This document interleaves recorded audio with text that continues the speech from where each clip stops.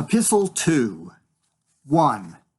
Know then thyself, presume not God to scan. The proper study of mankind is man. Placed on this isthmus of a middle state, a being darkly wise and rudely great, with too much knowledge for the skeptic's side, with too much weakness for the stoic's pride, he hangs between, in doubt to act or rest, in doubt to deem himself a god or beast, in doubt his mind or body to prefer, born but to die, and reasoning but to err, alike in ignorance, his reason such, whether he thinks too little or too much, chaos of thought and passion all confused, still by himself abused or disabused, created half to rise and half to fall, great Lord of all things, yet a prey to all, sole judge of truth, in endless error hurled, the glory, jest, and riddle of the world. Go, wondrous creature, mount where science guides, go, measure earth, weigh air, and state the tides.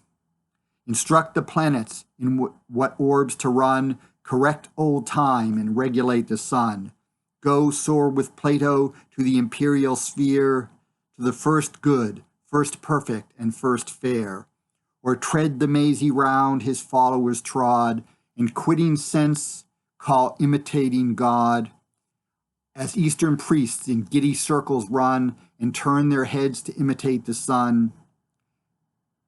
Go, teach eternal wisdom how to rule, then drop into thyself and be a fool. Superior beings, when of late they saw a mortal man unfold all nature's law, admired such wisdom in an earthly shape, and showed a Newton as we show an ape. Could he, whose rules the rapid comet bind, describe or fix one movement of his mind, who saw its fires here rise and there descend, explaining his own beginning or his end? Alas, what wonder, man's superior part unchecked may rise and climb from art to art.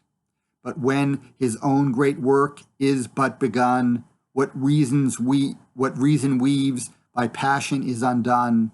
Trace science then, with modesty thy guide. First strip off all her equipage of pride. Deduct what is but vanity, or dress, or learning's luxury, or idleness, or tricks to show the stretch of human brain, mere curious pleasure, or ingenious pain. Expunge the whole, or lop the excrescent parts of all. Our vices have created arts. Then see how little the remaining sum, which served the past and must the times to come. 2. Two principles in human nature reign, self-love to urge and reason to restrain. Nor this a good, nor that a bad we call, each works its end to move or govern all. And to their proper operation still ascribe all good, to their improper ill. Self-love, the spring of motion, acts the soul, reason's comparing balance, rules the whole. Man, but for that no action could attend, and but for this were active to no end, fixed like a plant on his peculiar spot to draw nutrition, propagate and rot, or meteor-like flame lawless through the void, destroying others by himself destroyed.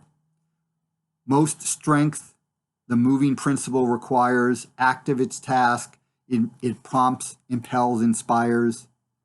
Sedate and quiet the comparing lies, formed but to check, deliberate, and advise.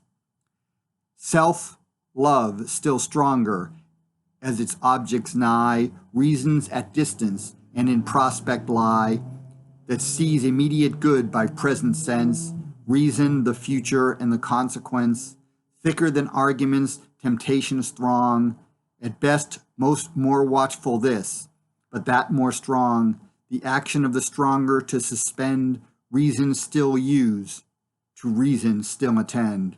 Attention, habit, and experience gains, each strengthens reason, and self-love restrains. Let subtle schoolmen teach these friends to fight, more studious to divide than to unite, In grace and virtue, sense and reason split, with all the rash dexterity of wit, wits just like fools at war about a name, have full as oft no meaning or the same. Self-love and reason to one end aspire, pain their aversion, pleasure their desire. But greedy that its object would devour, this tastes the honey and not wound the flower. Pleasure or wrong or rightly understood, our greatest evil or our greatest good.